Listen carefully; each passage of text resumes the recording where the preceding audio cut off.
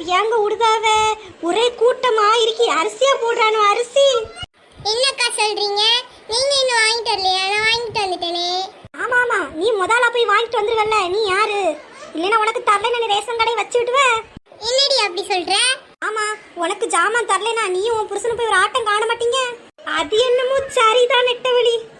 உங்களுக்கு போய் நல்லது சொல்ல வந்தா என்ன சொல்லணும்? ஆமா ஆமா, நீ ஒரு நல்லது சொல்ல வேண்டாம். அப்போ அப்போ பொம்பளைங்களே இவர்தான் பஸ் ஸ்டாண்ட்ல கொஞ்ச நேரமாச்சு நிக்க வருதாங்களா?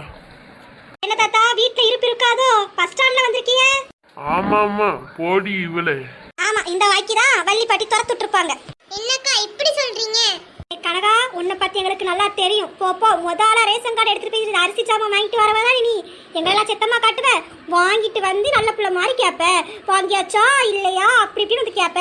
போ, உன்னை பத்தி எங்களுக்கு தெரியும். நான் உன்கிட்ட பேசலேனா? சரி விடு நெட்டவழி. இல்லக்கா, இவ ரொம்ப தான் பண்றா.